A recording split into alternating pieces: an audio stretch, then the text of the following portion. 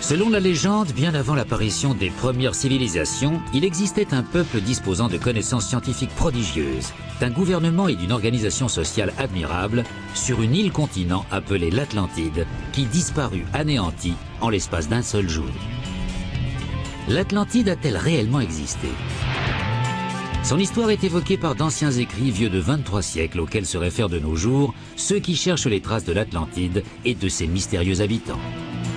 Pour moi, l'Atlantide est une réalité. Je crois que cette civilisation n'est pas qu'une légende. Je pense qu'elle a été détruite et que des traces de cette culture subsistent un peu partout sur la planète. Les ruines de l'Atlantide sont-elles encore quelque part au fond de l'océan? Les Atlantes ont-ils enseigné aux Égyptiens la façon de construire les pyramides? Leur influence est-elle à l'origine de la civilisation maya? Leurs connaissances scientifiques ont-elles changé le cours de l'histoire? Une terrible éruption volcanique a-t-elle fait naître la légende? À ma connaissance, il n'existe à ce jour aucune preuve formelle de l'existence de l'Atlantide. Certains y croient dur comme fer, d'autres sont très sceptiques, et des scientifiques continuent à chercher les vestiges du continent englouti.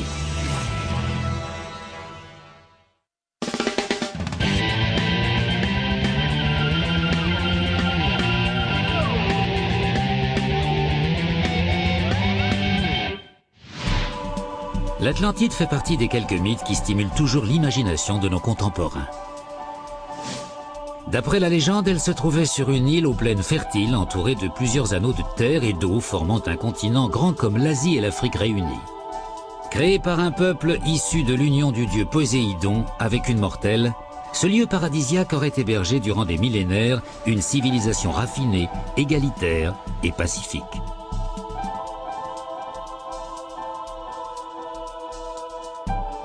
Les Atlantes vénéraient les taureaux, se déplaçaient à dos d'éléphant et se délectaient de noix de coco. Mais avec le temps, ce peuple au cœur pur se serait laissé gagner par les passions humaines et serait devenu belliqueux et cupide. Puis en l'espace d'un jour et d'une nuit, à la suite de terribles séismes, l'Atlantide aurait été engloutie à jamais par les flots. C'est une belle légende. Est-elle le pur produit de l'imagination ou repose-t-elle sur une réalité historique? Certains sont persuadés que l'Atlantide a vraiment existé. La plupart des gens pensent que l'Atlantide n'est qu'un mythe, mais je crois que cette civilisation a bel et bien existé. Je pense que certains Atlantes ont survécu au désastre qui a submergé la plus grande partie de leur continent. Ceux qui croient que l'Atlantide a réellement existé se partagent en deux grandes catégories. Ceux qui recherchent les vestiges du continent disparu et ceux qui tentent de trouver les marques des Atlantes sur des monuments antiques.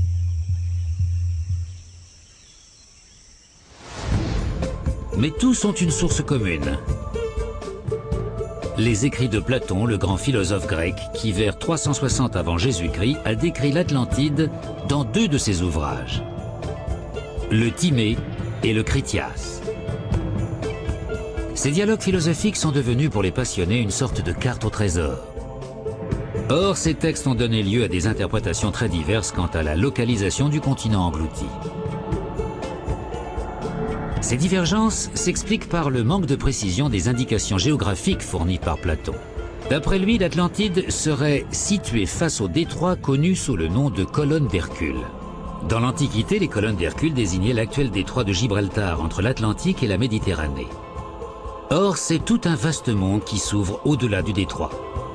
Certains pensent que des archipels relativement proches, comme celui des Açores ou des Canaries, pourraient constituer les vestiges du continent disparu.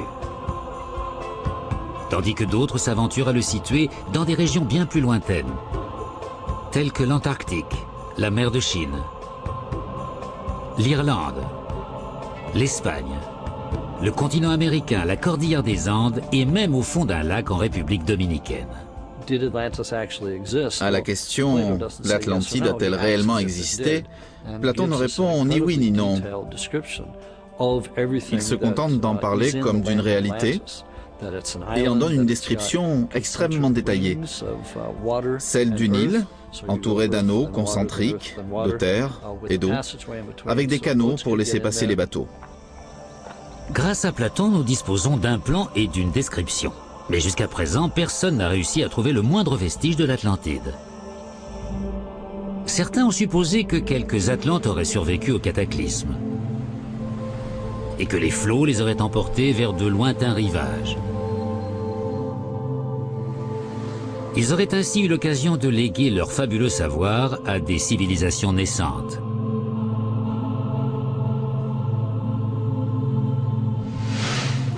Pour les tenants de cette thèse, les prodigieux monuments de l'ancienne Égypte constituent une preuve irréfutable.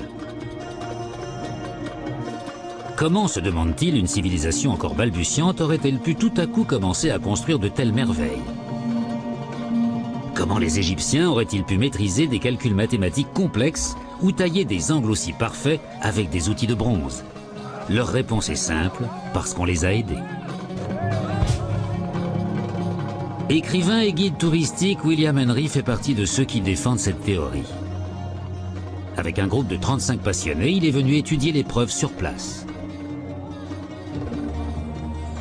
Le temple de la vallée à Gizeh est un monument exceptionnel constitué de centaines de blocs de calcaire et de granit rose,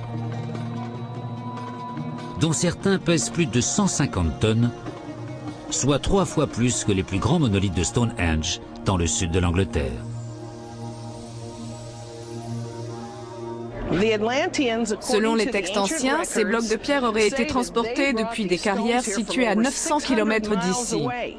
Comment aurait-il fait ça? Bonne question. William Henry propose une réponse. On suppose que les Atlantes devaient maîtriser un genre de technologie antigravitationnelle qui rendait les pierres légères, je ne dirais pas comme des plumes, mais presque, ce qui leur permettait de les soulever et de les déplacer à leur guise. Une technologie antigravitationnelle. L'hypothèse est originale, mais pas tout à fait déplacée lorsqu'on découvre certains hiéroglyphes du temple d'Abydos, évoquant une technologie très actuelle.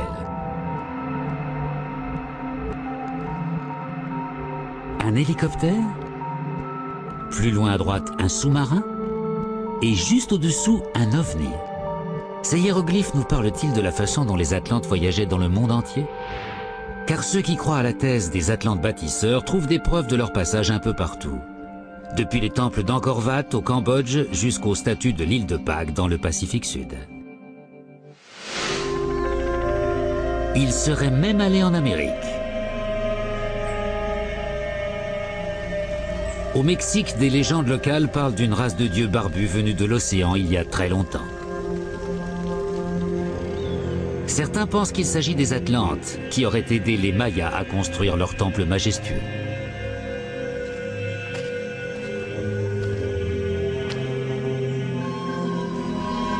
L'anthropologue George Erickson étudie la civilisation maya depuis 30 ans. Il a remarqué certains détails insolites dans les temples d'Uxmal et de Khonlich. Platon parle d'éléphants dans sa description de l'Atlantide. Or, beaucoup de gens disent que c'est impossible, qu'il n'y a jamais eu d'éléphants sur le continent américain. Pourtant ici, dans la péninsule du Yucatan, on trouve des sculptures représentant des éléphants avec les yeux, le front et la trompe. Certains archéologues affirment qu'il s'agit d'un macao stylisé. Mais ça ne représente pas du tout une sorte de perroquet, c'est bien la tête d'un éléphant. L'éléphant existe dans l'œil de celui qui veut le voir. C'est en tout cas ce que diraient la plupart des archéologues. Nous observerons un peu plus tard d'autres détails étranges sur des monuments égyptiens et mayas, ainsi que de mystérieuses chaussées sous-marines. Un géologue étudie depuis de longues années ce qui pourrait, selon certains, être à l'origine du cataclysme ayant anéanti l'Atlantide. Une très ancienne arme de destruction massive, mise au point par la nature. Au cœur de tous les mythes, il existe une part de réalité. Et souvent, cette réalité est liée à l'existence d'une catastrophe naturelle. Un événement tellement effroyable et inattendu qu'il marque à jamais les esprits. Pour approcher de cette part de vérité, nous devons d'abord suivre la trace de ceux qui se sont intéressés de près à l'Atlantide par le passé. De tout temps, la description détaillée que Platon donne de cette civilisation disparue a enflammé les imaginations. Au XIXe siècle, elle obnubile un membre du Congrès des États-Unis, Ignatius Donnelly.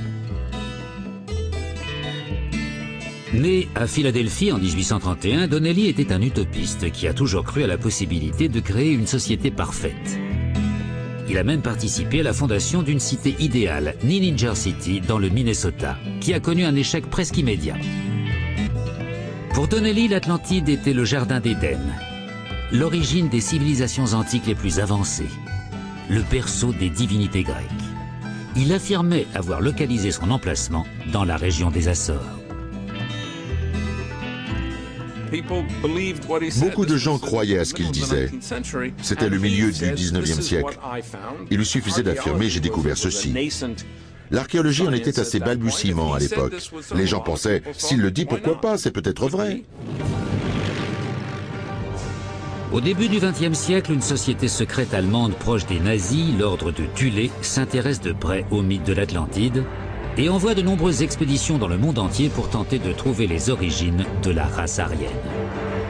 Les membres de l'ordre de Thulé croyaient fermement que les Aryens descendaient des Atlantes et que le continent disparu se trouvait quelque part entre le Groenland et l'Islande.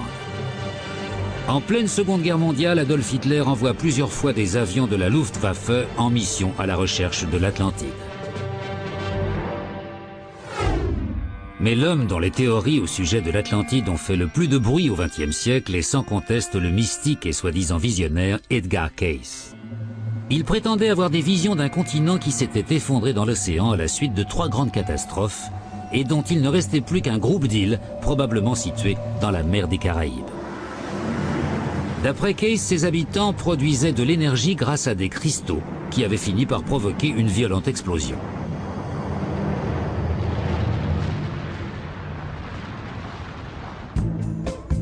Edgar Cayce prétendait également qu'une vision lui avait appris que le Sphinx avait été érigé en 10 500 avant Jésus-Christ, soit 8000 ans avant la date admise par les archéologues.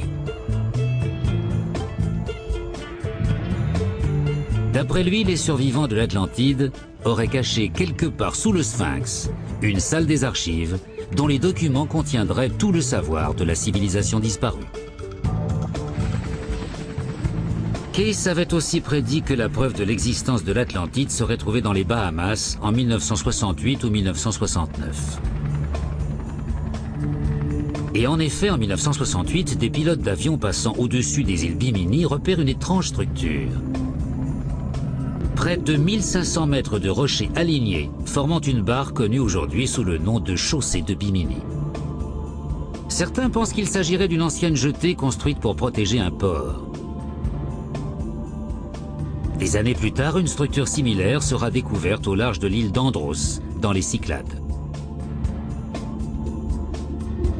Bien que les Bahamas se trouvent à quelques 6500 km des colonnes d'Hercule, les révélations de Cayce ont séduit et continuent de séduire de nombreux adeptes.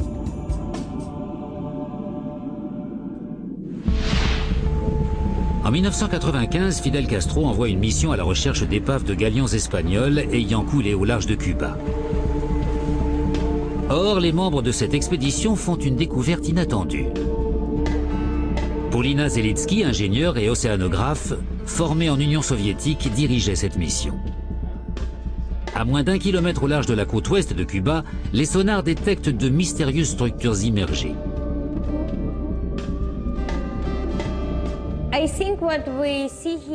Je pense que ce que nous voyons ici, ce sont des ruines.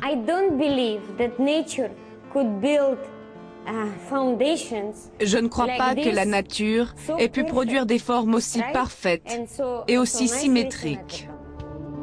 Paulina Zelitsky en conclut qu'elles sont l'œuvre de bâtisseurs. Il est assez probable que ces structures, trouvées à 700 mètres de profondeur, soient les vestiges d'une civilisation disparue. Nos sonars ont détecté de nombreuses structures de ce genre dans la zone. Mais nous n'avons réussi à en cartographier que quelques-unes. Paulina Zelitsky ne mentionne pas le mythe de l'Atlantide à propos de ses découvertes, mais elle espère poursuivre ses recherches sur le site. Hélas, le gouvernement de Castro lui refuse l'autorisation. George Erickson fait partie des défenseurs les plus passionnés d'une Atlantide caribéenne.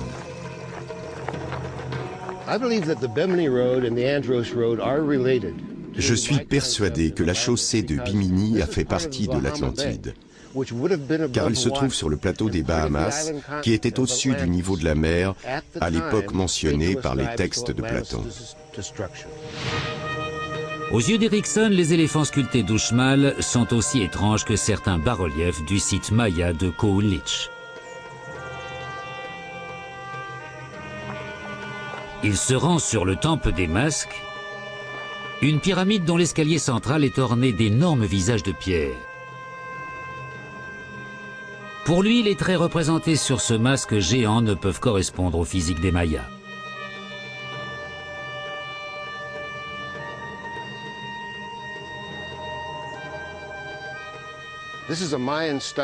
Il évoque le dieu maya de la pluie, Chak, mais ses traits sont ceux des Atlantes. Un visage allongé, un menton carré, des moustaches recourbées des deux côtés, les sourcils et un long nez aquilin. Objectivement, que sait-on de la morphologie des Atlantes? Rien. Mais d'après Erickson, nous savons qu'ils ne ressemblaient pas du tout aux Mayas. Les Mayas étaient imberbes. Leur visage était rond et leur face assez plate. Erickson continue à rechercher des indices susceptibles de prouver que les Mayas n'étaient pas le premier peuple ayant vécu dans la péninsule du Yucatan. La plupart des archéologues pensent que les premiers hommes sont arrivés sur le continent américain en traversant le détroit de Bering entre la Sibérie et l'Alaska, avant de migrer peu à peu vers le sud. Mais Erickson croit que les Atlantes les avaient précédés. Il est persuadé que vers la fin de la dernière glaciation, le Yucatan, Cuba et les Bahamas étaient bien plus vastes qu'ils ne le sont de nos jours, ce que la science semble corroborer. D'après Erickson, un cataclysme aurait provoqué la fonte des glaces et la montée du niveau des océans qui aurait submergé l'Atlantide. Je pense que l'Atlantide a été anéantie par une gigantesque inondation. Et il est possible que cette inondation résulte de la chute d'une météorite géante dans la région des Caraïbes. Si les géologues admettent que le niveau de la mer a effectivement monté il y a environ 10 000 ans, rien jusqu'à présent ne les autorise à croire qu'un astéroïde ou une comète de grande taille ait pu tomber dans la région à cette époque. Mais les convictions d'Erickson semblent inébranlables. Je pense que l'Atlantide n'est pas qu'un mythe. Certes, beaucoup de thèses fantaisistes circulent à ce sujet. Malgré tout, je crois que cette civilisation a réellement existé, qu'elle possédait des connaissances prodigieuses en matière de navigation, d'architecture, de mathématiques, qu'elle a vécu un âge d'or avant d'être anéantie par les flots, et qu'on peut en trouver des traces dans la culture maya en Amérique centrale.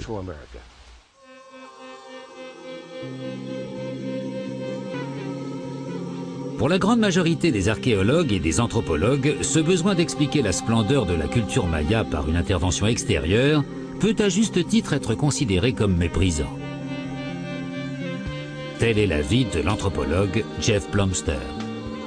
Il existe de nombreuses théories supposant que les cultures indigènes du Nouveau Monde doivent leur développement à l'intervention d'étrangers qui leur ont appris à construire leur cité. Pour moi, croire qu'ils n'auraient pas pu y arriver par leurs propres moyens, sans une aide venue de l'Ancien Monde, relève d'une attitude typiquement ethnocentrique. En plus, aucune preuve ne permet de l'affirmer. D'anciennes légendes d'Amérique centrale mentionnent bien l'arrivée de dieux barbus à la peau blanche venus de l'Est. Mais il n'existe aucune preuve formelle de leur venue. Et qu'en est-il de l'ancienne Égypte? Pour certains, des hiéroglyphes témoignent du passage d'êtres d'une intelligence supérieure. Les Atlantes auraient-ils enseigné aux Égyptiens la façon de construire leurs pyramides? Auraient-ils laissé des archives dans une salle secrète située sous le Sphinx? Pour de nombreux passionnés de l'Atlantide, tous les chemins mènent en Égypte.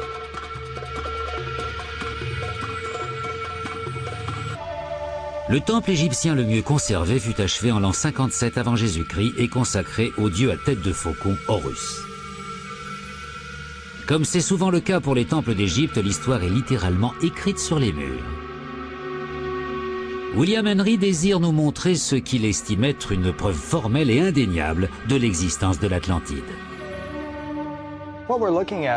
Nous sommes dans le temple d'Edfu, et ces hiéroglyphes racontent l'histoire d'extraterrestres qui sont venus sur Terre et ont créé une île qui ressemble beaucoup à celle que décrit Platon.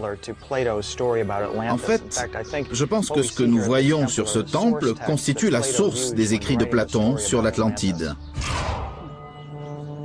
Platon affirme en effet que l'histoire de l'Atlantide lui a été rapportée par des prêtres égyptiens. Or, la construction du temple d'Edfu a commencé des dizaines d'années après la mort de Platon. La plupart des égyptologues pensent que la construction de cette statue colossale représentant une créature moitié homme, moitié lion est à peu près contemporaine de celle des pyramides, soit environ 2500 ans avant Jésus-Christ. Mais William Henry est persuadé que le Sphinx est bien plus ancien. Il fait sienne la théorie d'Edgar Cayce, selon laquelle la salle des archives des Atlantes aurait été dissimulée sous le Sphinx environ 10 000 ans avant Jésus-Christ.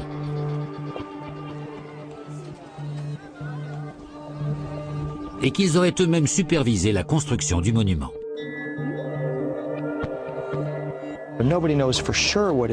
Personne ne sait précisément ce qui se trouve sous le Sphinx, mais des scientifiques affirment qu'il existe des chambres souterraines, comme celles que décrivent les hiéroglyphes sur la statue. Cayce avait prédit que cette salle des archives serait découverte entre 1996 et 1998. Or, jusqu'à présent, la prophétie ne s'est pas réalisée. Néanmoins, pour l'ingénieur Bill Brown, la découverte de la salle des archives des Atlantes est imminente.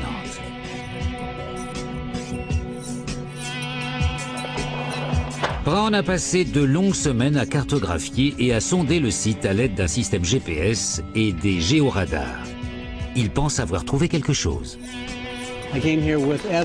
J'étais sûr qu'on finirait par trouver quelque chose là-dessous. Et aujourd'hui, on en a la preuve. Il existe une cavité à une dizaine de mètres sous le Sphinx. Elle est profonde d'environ 35 mètres. Elle est emplie de boue. Et dans cette boue, il y a des rayonnages. Des rayonnages? Pour ranger les documents des Atlantes, peut-être. Brown est persuadé qu'il est sur le point de faire une découverte majeure. La salle des archives contient tout le savoir des Atlantes et l'histoire de l'Atlantide avant sa destruction, ainsi que les causes de sa destruction, afin que nous en tirions les leçons pour ne pas commettre les mêmes erreurs. Intéressant. Mais les Atlantes sont-ils réellement venus en Égypte pour construire des monuments? Et si oui, comment sont-ils arrivés sur les berges du Nil? William Henry pense avoir trouvé la réponse sur le site d'Abu Ghurab. Loin des circuits touristiques, à environ 1 heure de route de Gizeh, il renferme d'après les égyptologues les ruines de temples datant de la 5e dynastie. Or, pour notre guide, il n'y avait pas que des temples à cet endroit. Nous arrivons à Abu Ghurab, où s'élevait l'un des centres religieux les plus anciens du monde. Dans la région, le lieu est connu comme la piste d'atterrissage des ovnis. Mais je pense que ce sont les Atlantes qui sont arrivés ici par une porte des étoiles. Les Atlantes seraient les extraterrestres en question. Une piste d'atterrissage pour les extraterrestres.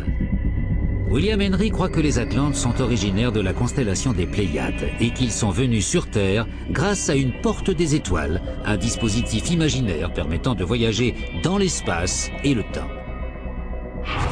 D'après lui, l'une de ces portes d'entrée se trouvait à Abu Ghurab. Peu de gens le savent, mais ce qu'on est en train de découvrir pourrait bouleverser toutes les théories sur l'Atlantide. Traversant un site désertique, William Henry se dirige vers ce qui ressemble aux ruines d'un temple. Si on passe la main là-dessus, on sent que ces angles arrondis sont parfaitement lisses. On se demande comment on aurait pu obtenir ça avec des outils de bronze. Des égyptologues prétendent que c'est possible, mais tout à fait improbable. La précision, le poli de la pierre sont absolument incroyables. Quel est l'avis de la communauté scientifique à propos de tout cela?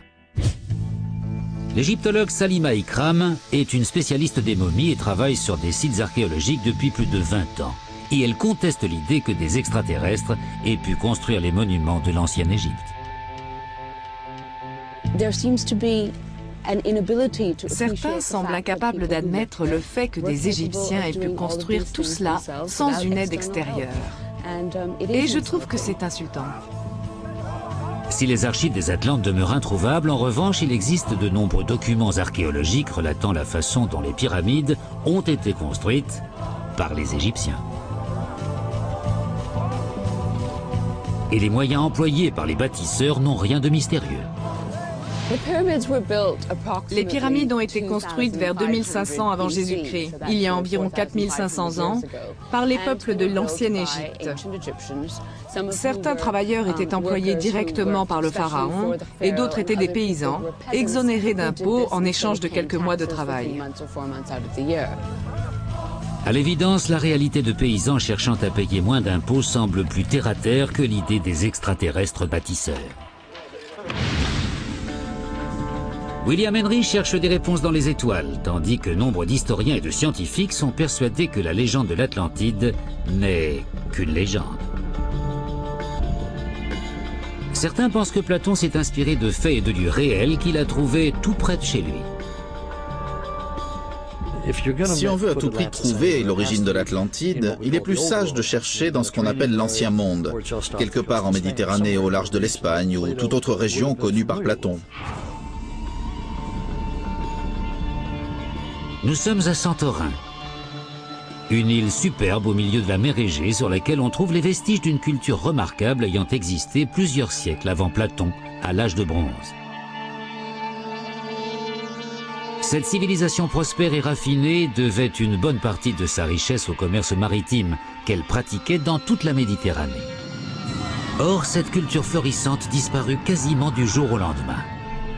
Son histoire n'exhale-t-elle pas un petit parfum d'Atlantide? C'est en tout cas l'avis de nombreux chercheurs. Le moment est peut-être venu de garer nos véhicules interstellaires pour nous pencher sur ce qu'en disent archéologues et historiens. La description de Platon situe le continent disparu au-delà des colonnes d'Hercule, soit quelque part dans l'océan Atlantique.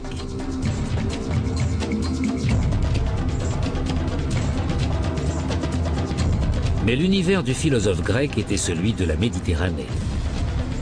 Dès lors, les colonnes d'Hercule auraient-elles pu désigner des rochers situés dans la mer Égée? Ces repères auraient-ils servi à localiser une île à la civilisation raffinée, pratiquant un commerce au long cours et défendue par une puissante armée?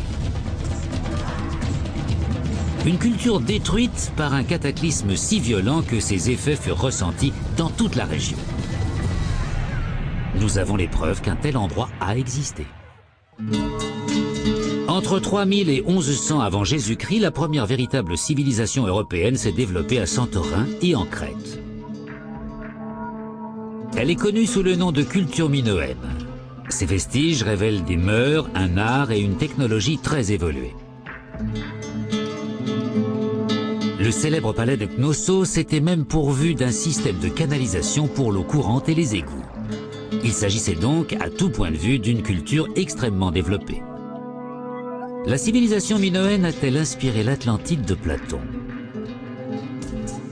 Et quelle a été la cause de son déclin? La science peut nous apporter des réponses. Vers 1640 avant Jésus-Christ, 13 siècles avant Platon, une gigantesque éruption volcanique détruisit Santorin.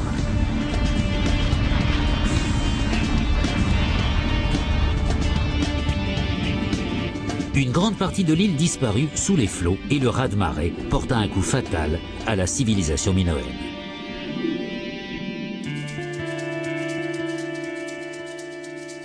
En 1939, l'archéologue grec Spyridon Marinatos eut l'idée de pratiquer des excavations à Santorin dans l'espoir de découvrir des vestiges de cette culture. Et ce fut un succès. Protégé sous une énorme couche de cendres volcaniques, il trouva la ville minoenne d'Akrotiri. C'était une cité très moderne. Il y avait des maisons à plusieurs étages, des magasins où l'on stockait les céréales et le vin. Et bien sûr, les fresques absolument magnifiques. La ville a été détruite en l'espace de 24 heures par une éruption massive du volcan sur lequel elle était construite. Akrotiri correspond donc assez bien à la description de l'Atlantide donnée par Platon. Le professeur Marinatos fut le premier à faire le parallèle entre l'histoire d'Akrotiri et le récit de Platon. Le géologue Floyd McCoy partage les vues de l'archéologue grec. Platon nous parle d'une destruction soudaine, d'une explosion cataclysmique. Or, les seuls phénomènes naturels de ce genre que nous connaissions, ce sont les éruptions volcaniques. Sa connaissance des volcans permet à Floyd McCoy d'imaginer avec précision ce qui est arrivé aux habitants d'Akrotiri lors de la catastrophe. Supposons que nous nous trouvons à cet endroit il y a 3600 ans et que le volcan est entré en éruption.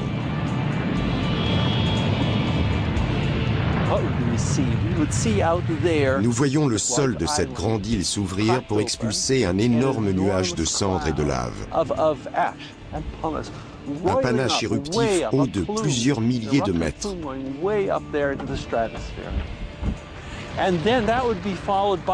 Ensuite, une immense fissure qui s'agrandit dans cette direction. Une faille colossale dans laquelle la mer s'engouffre et provoque une explosion violente, avec des coulées pyroclastiques qui recouvrent toute l'île. L'éruption de Santorin fut aussi violente que celle du Krakatoa qui se produisit en Indonésie en 1883. Et presque 10 fois plus forte que celle du Mont Sainte-Hélène en 1980. Le cataclysme fut meurtrier et l'arme du crime fume encore. Floyd McCoy nous emmène en bateau sur la caldeira, le cratère créé par l'effondrement de la partie centrale du volcan.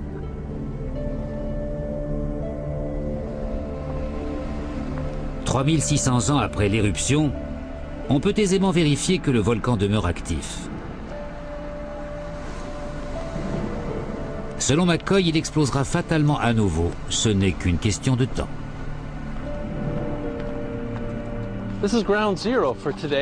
Nous nous trouvons en plein centre du cratère. C'est ici même que la prochaine grande éruption peut se produire. Le volcan est en train de se reconstruire de l'intérieur. Que trouverons-nous à cet endroit dans, disons, 20 000 ans? Peut-être une grande île, une île immense. Elle ressemblera sans doute à ce qu'elle était à l'âge de bronze, avec de la terre au lieu de ces rochers nus, des arbres et peut-être une population humaine. Les signes révélant que le volcan est bien vivant et potentiellement dangereux sont omniprésents. Vous voyez, ça brûle. Oh, ce sont des gaz très chauds qui s'en échappent. Les dépôts jaunes sont du soufre et les blancs de l'oxyde de soufre. D'où provient cette chaleur qui surgit du sol? Elle provient du magma, des roches en fusion qui se trouvent sous la croûte terrestre. Tout a l'air calme, mais n'importe quel volcanologue sait qu'il y a du magma à faible profondeur sous nos pieds et qu'une éruption peut se produire à tout moment. Indéniablement, ce volcan est la cause de la destruction d'Akrotiri. Mais comment a-t-il pu provoquer le déclin de toute la civilisation minoenne dont le centre se trouvait en Crète à plus de 100 km au sud de Santorin? Le professeur Kostas Sinolakis a grandi en Crète. Enfant, il était déjà fasciné par la puissance de la mer. Plus tard, il est devenu spécialiste de l'un des phénomènes naturels les plus dévastateurs qui soient, les tsunamis. Or, on sait que les grandes éruptions volcaniques sont souvent à l'origine des tsunamis. Nous ne sommes pas certains de savoir scientifiquement ce qui s'est passé. Mais nous disposons d'une hypothèse très plausible. C'est comme ça que la science avance. On pense que le volcan a explosé et a détruit Santorin. Puis l'onde de choc se serait propagée dans la mer, créant un tsunami qui serait arrivé jusqu'en Crète, où il aurait provoqué des raz-de-marée dévastateurs pour les villes minoennes.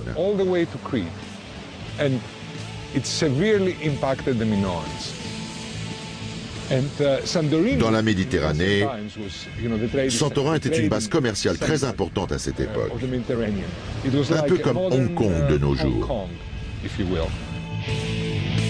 Le tsunami aurait-il pu détruire d'autres grandes cités minoennes?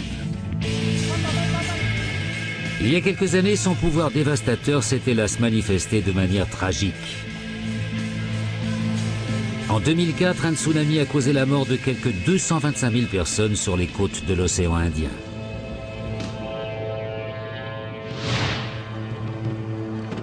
Quelques années plus tôt, un autre tsunami avait ravagé les côtes de la Turquie.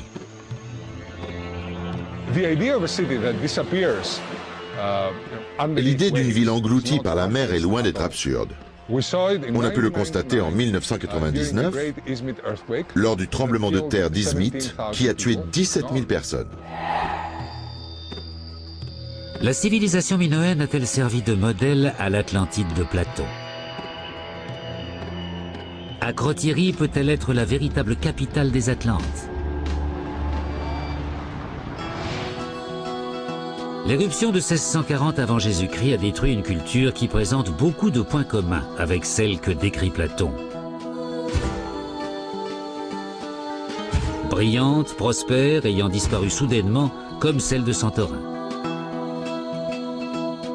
Les survivants auraient-ils rapporté leur histoire tragique lorsqu'ils ont trouvé refuge sur le continent? Cette histoire s'est-elle transmise de génération en génération jusqu'à l'époque de Platon? Les similitudes sont troublantes, mais aucune preuve formelle ne nous permet de l'affirmer. Santorin est-elle l'Atlantide? Difficile de répondre. L'Atlantide est une légende. La légende est-elle née d'une réalité? S'agit-il de cette réalité précise? Impossible à dire. C'est une histoire magnifique. J'aimerais y croire, mais je suis un scientifique. J'ai besoin de preuves formelles. Et je n'en ai pas encore vu. Pour de nombreux chercheurs, il est même superflu de chercher à prouver que l'Atlantide et Akrotiri ne sont qu'un seul et même lieu. Ce qui importe, c'est de comprendre pourquoi le mythe d'une civilisation florissante et soudainement disparue a pu marquer les esprits du temps de Platon et jusqu'à nos jours. Si on veut à tout prix trouver une réalité historique à l'origine du mythe de Platon, la civilisation minoenne est sans conteste un bon candidat. Mais la science est-elle capable de fournir une explication aux indices troublants qui laissent supposer l'intervention d'êtres supérieurs dans les cultures égyptiennes ou mayas? Peut-on délibérément ignorer des hiéroglyphes représentant des objets aussi modernes? Et que dire de sculptures qui semblent défier toute interprétation rationnelle?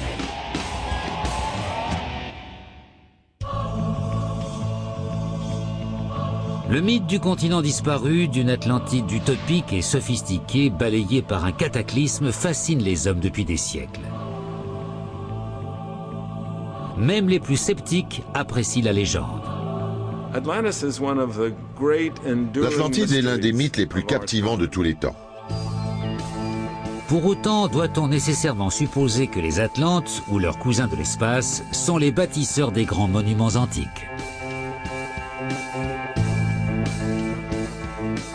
Le plateau de Gizeh et la péninsule de Yucatan sont parmi les sites les plus fouillés du monde.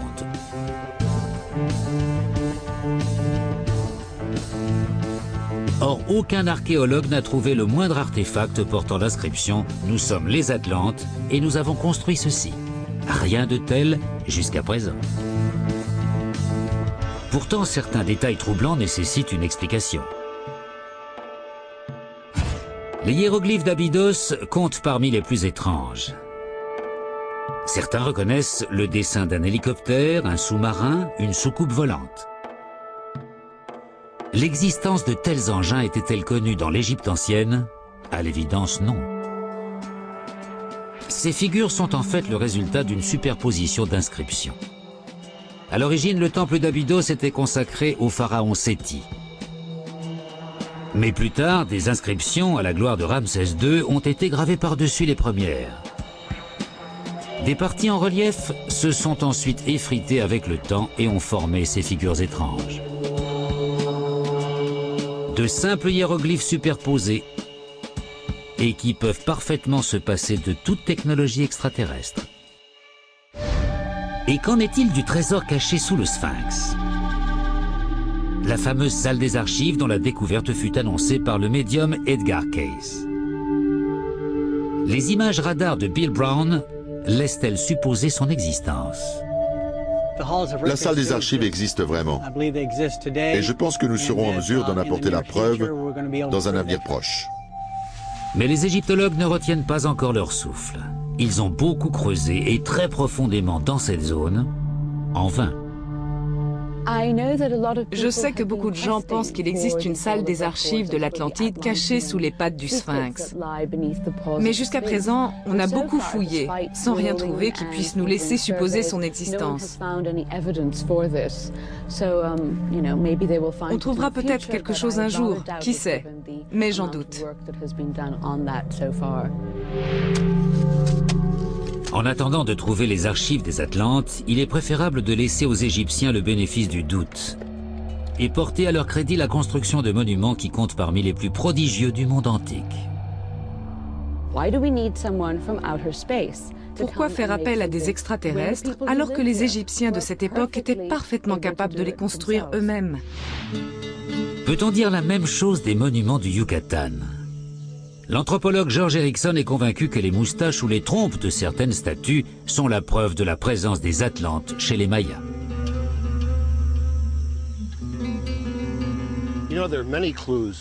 Il y a beaucoup d'indices qui me portent à croire que les Atlantes sont venus au Yucatan et ont légué une partie de leur savoir aux Mayas. Le spécialiste de la culture maya, Jeff Plumster, n'est pas du même avis. Rien ne prouve que les premiers habitants du Yucatan étaient des navigateurs venant d'un lieu appelé Atlantide, situé dans la mer des Caraïbes. Comment expliquer alors l'aspect des masques de Cohunlich? Le masque de Cohunlich représente le dieu du soleil maya, Kinishao. Il est parfois représenté avec des sortes de volutes de part et d'autre de la bouche. Elles peuvent représenter de la fumée ou de la vapeur, ou encore des serpents. Mais pas une moustache. En outre, rien ne prouve que les Mayas étaient imberbes. L'idée que les Mayas étaient totalement imberbes est complètement erronée d'après moi. Si vous allez dans des communautés mayas aujourd'hui, au Mexique ou au Guatemala, vous pourrez constater que les hommes ne sont pas imberbes et qu'ils portent parfois la moustache. Parfait. Et qu'en est-il des éléphants du temple d'Uxmal? Les pachydermes des Atlantes auraient-ils foulé le sol du Yucatan à une époque lointaine?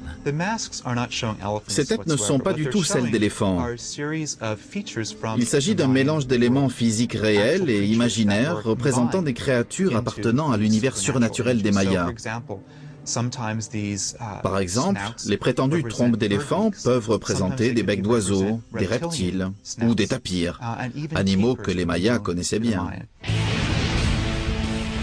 L'océanographe Richard Ellis est loin d'approuver la théorie d'Erickson au sujet de la comète ayant détruit l'Atlantide dans la mer des Caraïbes.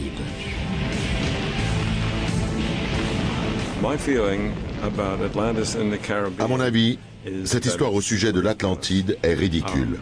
La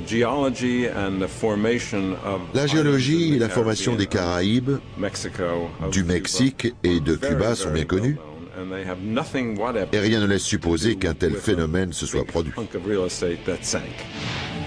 En outre, l'Amérique centrale semble assez éloignée des références géographiques dont pouvait disposer Platon. L'Atlantide dans le Yucatan? L'Atlantide peut se trouver là où vous aurez décidé de la placer. Est-ce vraisemblable? Non, je ne pense pas. Il est plus plausible de supposer qu'elle se trouvait dans un endroit connu de Platon. Comme par exemple l'île de Santorin. La brillante civilisation minoenne correspond assez bien aux descriptions de Platon. Mais d'autres détails ne cadrent pas du tout. Platon parle d'une île vaste comme un continent plus grand que l'Asie. Santorin est loin de correspondre à la description. De plus, l'éruption qui détruisit Santorin eut lieu 9 siècles seulement avant la naissance de Platon et non 9 millénaires.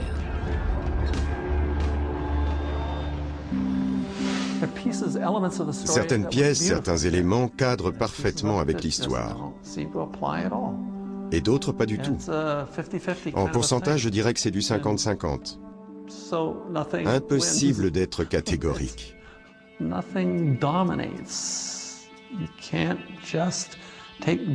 ne peut pas choisir uniquement les éléments qui vous arrangent en écartant tous les autres. A.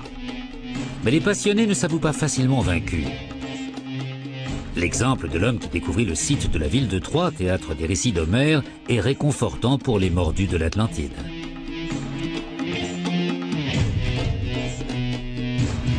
En 1873, l'aventurier allemand Heinrich Schliemann exhuma les vestiges de l'ancienne Troie, prouvant que l'Iliade et l'Odyssée étaient basées sur des faits réels. George Erickson nous rappelle que la plupart des érudits de l'époque pensaient que Schliemann était fou de suivre les indices fournis par d'anciens poèmes épiques. Et ils avaient tort. Heinrich Schliemann a montré à tout le monde qu'on ne devait pas se contenter d'un statu quo et qu'il fallait continuer à chercher des réponses plausibles. Mais pour les sceptiques, les réponses doivent être étayées par des preuves formelles. Je me pose une question. Si les Atlantes sont venus en Égypte, pourquoi n'ont-ils laissé aucune trace de leur passage, de leurs bateaux, de leurs outils ou de leurs instruments de navigation, quels qu'ils soient? Le mystère demeure. Platon a peut-être fabriqué de toutes pièces une légende. Ou les vestiges d'une civilisation disparue attendent peut-être qu'on les découvre quelque part.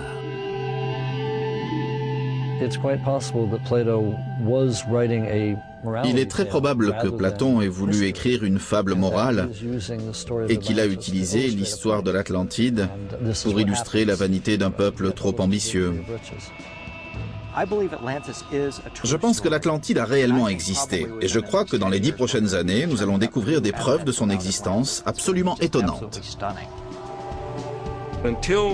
Jusqu'au jour où quelqu'un trouvera quelque chose que l'on peut toucher ou photographier et dira « Ceci ne peut provenir que de l'Atlantide ». Jusqu'à ce jour, je n'en croirai pas un mot.